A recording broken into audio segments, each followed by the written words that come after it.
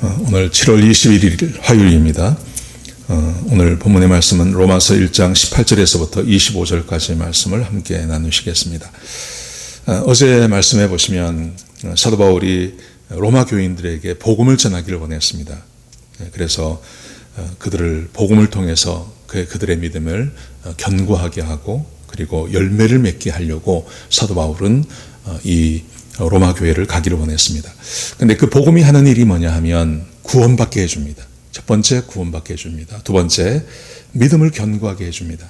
세 번째, 그 믿음을 따라 사는 삶을 가능하게 해줍니다.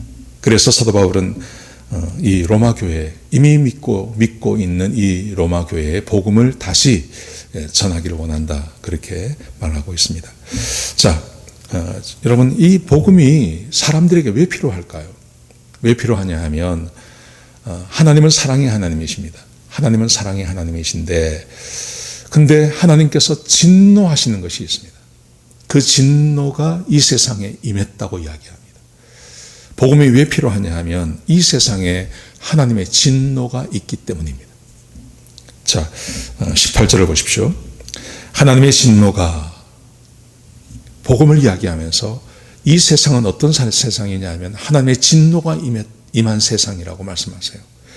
하나님의 진노가 불의로 진리를 막는 사람들의 모든 경건하지 않음과 불의에 대하여 하늘로부터 나타나나니, 하나님께서 이 세상을 향해서 진노하고 계십니다.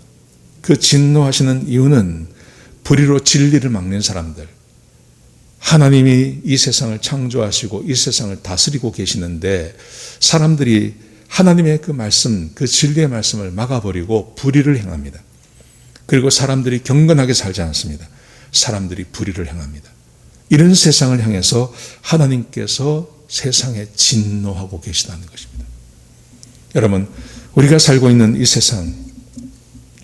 세상을 바라보시면서 어떤 마음이 드십니까? 하루도 편할 날이 없습니다.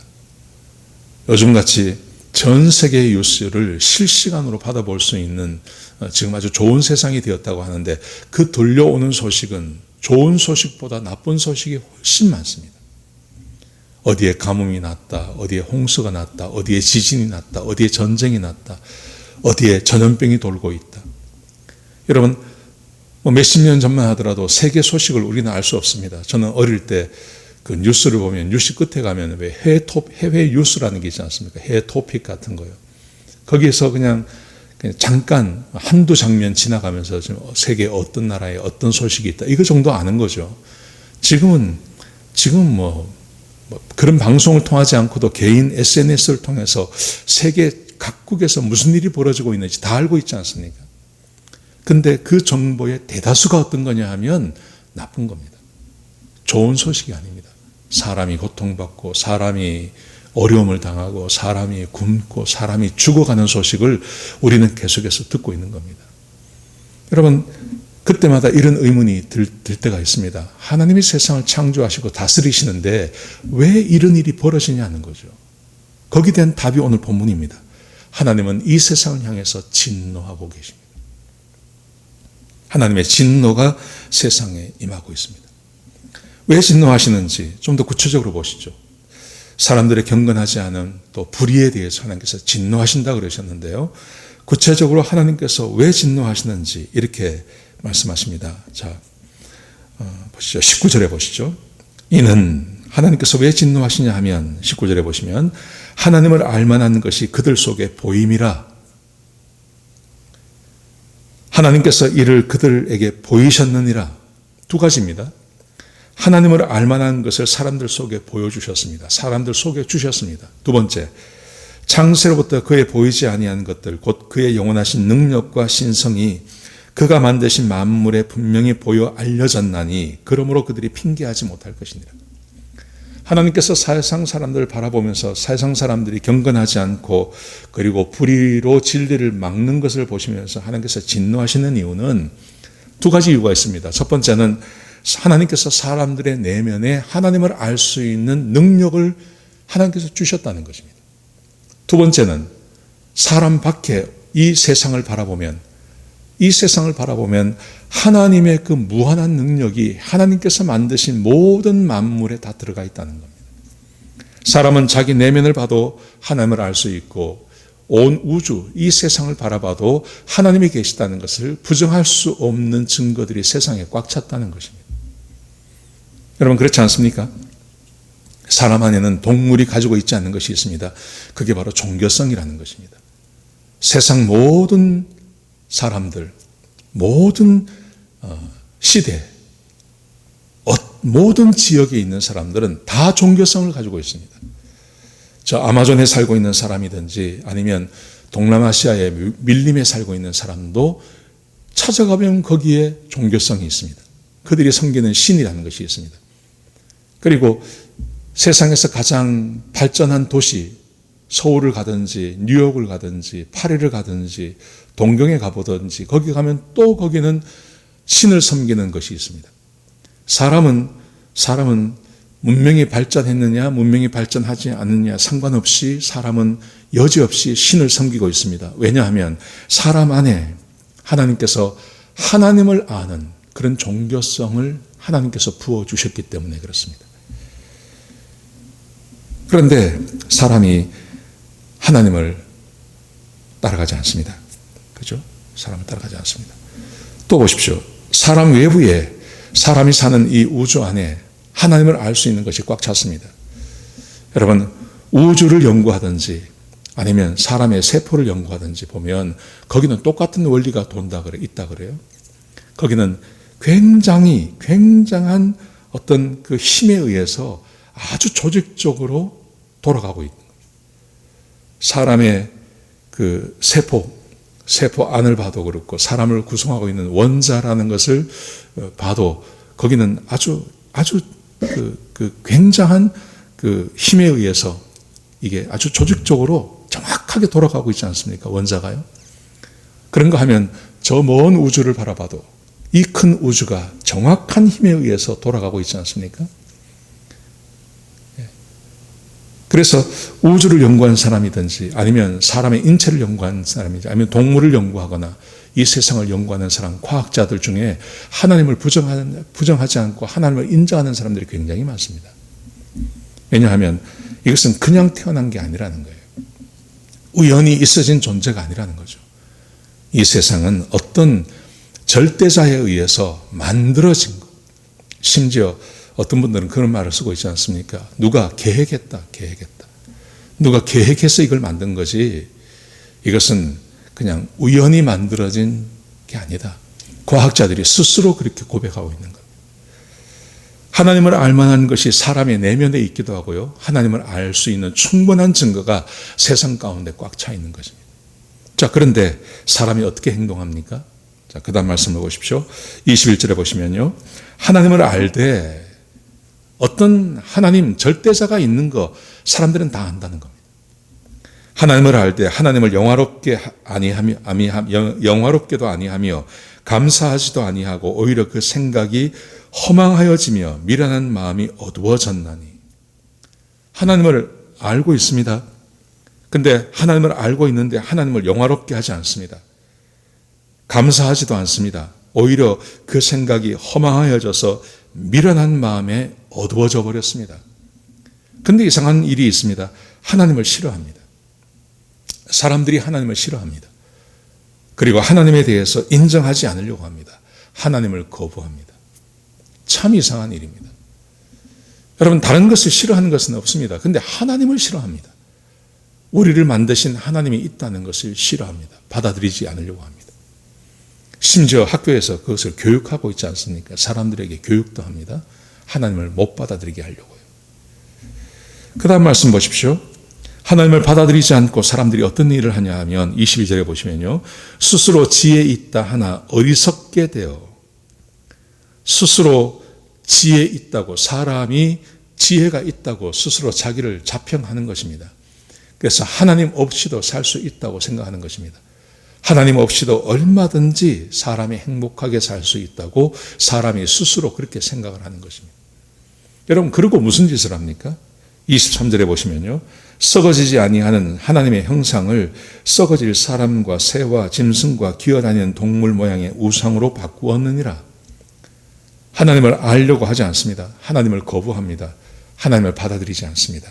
그리고 사람이 하는 일은 썩어지지 아니하는 영원한 하나님의 능력, 온 우주를 창조하시고 심지어 우리까지 만드신 그 하나님의 형상을 썩어질 사람, 새, 짐승, 동물 이런 것으로 바꾸어 놓고 그것을 하나님이라고 믿는 사람들이 세상 가운데 꽉 찼다는 것이죠. 여러분, 하나님이 계시다는 것을 사람들에게 말해 보십시오. 콧방귀칩니다. 신이 있다는 건 압니다. 근데 그게 우리가 믿는 하나님이라고 이야기하면 받아들이지 않습니다. 여러분, 요즘 어떤 분들은 그렇게 말합니다. 그게 바로 우리가 잘 못 살아서 그렇다 그렇게 말합니다. 아닙니다. 우리가 아무리 잘 살고 우리가 도덕적으로 살고 그리스도인들이 아주 세상에 빛이 되는 삶을 산다고 하더라도 사람들은 하나님 싫어합니다. 하나님 받아들이지 않습니다. 하나님을 받아들일 수 있는 능력조차도 없습니다. 이게 세상입니다. 세상. 자, 그래서 보십시오.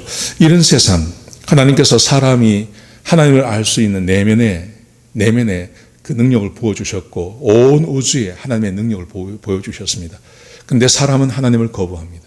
하나님 받아들이지 않으려고 합니다. 그리고 우상을 만들어 놓습니다. 왜냐하면 자기가 스스로 섬길 것을 결정하고 그것을 섬기겠다는 것이죠. 자, 그래서 하나님께서 이 세상을 향해서 어떤 처분을 내리시는지 보시기 바랍니다. 24절 보십시오. 그러므로 하나님께서 그들을 마음의 정욕대로 더러움에 내어버려 두사. 하나님께서 그냥 두십니다. 하나님께서 세상에 분노하시는데 하나님께서 분노하시는 방법, 세상에 심판을 내리기도 하시지만 그렇게 하나님을 거부하는 사람들에게 그냥 두십니다. 그냥 둬버리십니다. 방치하십니다. 그래서 이렇게 말하죠. 24절 하반절에 보시면 그들의 몸을 서로 욕되게 하게 하셨으니 그들의 몸을 서로 욕되게 합니다. 이제 내일 말씀해 보시면 동성애에 대한 이야기도 나오고 뭐 각가지 범죄하는 것에 대해서 쭉 이야기하지 않습니까? 여러분, 사람이 하나님을 버리고 하나님을 떠나면 그 다음에 무슨 일이 벌어지냐 하면 하나님께서 방치하십니다. 사람을 그냥 방치하십니다. 그러면 사람은 본성이 원하는 대로 가게 되어 있습니다. 그러면 그 안에 죄가 가득하고 범죄하고 죄 짓는 일밖에 그 외의 것은 하지 않는다는 것이죠. 25절을 보십시오. 이는 그들이 하나님의 진리를 거짓 것으로 바꾸어 피조물을 조물주보다 더 경배하고 섬김이라. 사람들이 하나님을 섬기지 않고 우상을 섬기기 때문에 그 우상에 대한 것으로 대가로 사람들은 범죄하고 죄를 짓고 이 세상에 죄가 꽉 차고 그로 인하여서 많은 사람들이 고통받고 힘들어하고 고난받는다는 것입니다. 여러분, 그 중동을 보면 중동 안에서 왜 60년대, 70년대, 80년대를 지나가면서 그 무슬림 혁명이 일어났습니다. 뭐 이란도 그렇고요, 이라크도 그렇고요, 시리아도 그렇고요. 이런 나라들이 그 전에는 무슬림 국가가 아니었습니다. 그 이전에는 아주 자유로운 국가였습니다. 시리아 같은 나라도 아주 좋은 나라였다 그래요. 이란 같은 경우는요, 굉장히 좋은 나라였다 그래요. 이란이 서구 문명을 받아들이고 했을 때 이란은 아주 살기 좋은 나라였습니다. 그리고 여자들도 그 뭐 서구하고 전혀 다르지 않게 이렇게 옷을 입고 다니고 교육을 받고 결혼도 하고 여행도 하고 그렇게 할 수 있었습니다. 그런데 거기에 무슬림 혁명이 일어나지 않습니까? 무슬림 혁명이 일어나면서 무슬림 과격분자들이 그 나라를 통치하기 시작했습니다. 그게 중동의 문제지요. 그리고 나서 지금 오늘의 중동이 되는 겁니다. 그 중동을 보십시오. 행복한 사람이 누가 있습니까? 행복한 사람은 거의 없습니다. 근데 그들이 섬겨 있는 그 신을 섬기면 섬길수록 고통받는 사람들이 늘어나는 겁니다. 그 신을 섬겨서 사람들이 행복하게 사는 게 아닙니다. 사람들이 행복하게 살지 못합니다. 여자는 여자대로, 아이들은 아이대로, 남자는 남자대로 문명이 파괴되어지고 전쟁이 일어나고 얼마나 많은 사람들이 죽임을 당합니까? 그리고 여자들은 말할 것도 없죠. 분명히 그 종교 안에서 종교를 믿고 믿을수록 사람들은 과격해지고 그리고 문명은 파괴되어지고 많은 사람들이 고통 가운데 들어가게 되는 것입니다. 하나님께서 그걸 방치하신다는 거죠. 그냥 두신다는 거죠. 하나님을 떠나서 하나님을 믿지 않고 우상을 숭배하고 그 우상을 섬기는 것 하나님께서 방치하신다는 거예요. 그냥 두신다는 거죠.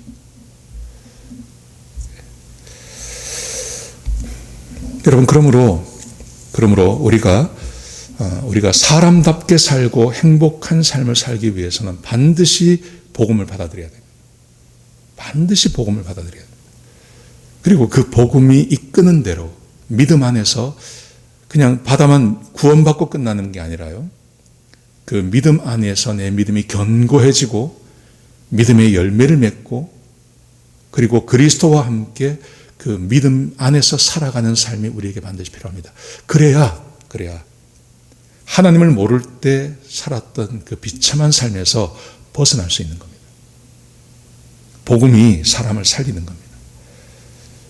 그런 면에서 이 로마서를 한번 쭉 공부해 보는 거 굉장히 중요하다고 생각합니다. 우리가 주일만 빼고 월요일부터 토요일까지 말씀을 함께 나눌 텐데요. 오셔서 함께 말씀을 나누셨으면 좋겠습니다. 기도하시겠습니다. 아버지 하나님, 우리에게 귀한 시간 주셔서 감사합니다. 사람이 하나님을 떠나서 얼마나 비참하게 살 수 있는지를 우리에게 보여주셨습니다. 하나님, 이 세상에서 우리가 눈으로 목도하고 있습니다. 하나님을 떠나고 우상을 숭배하고 그 우상 아래서 살아가는 사람들이 행복한 삶을 사는 게 아니라 가장 비참한 삶을 사는 것을 보게 됩니다. 아버지 하나님, 우리에게 은혜를 베풀어 주셔서 우리는 우상 숭배에서 벗어나서 하나님을 섬기고 복음 안에서 하나님과 동행하며 믿음 안에 사는 주의 백성들이 되게 하여 주옵소서. 오늘 하루가 그런 하루가 될 수 있도록 축복하여 주시옵소서. 이 모든 말씀을 예수님의 귀하신 이름으로 간절히 기도드렸습니다. 아멘.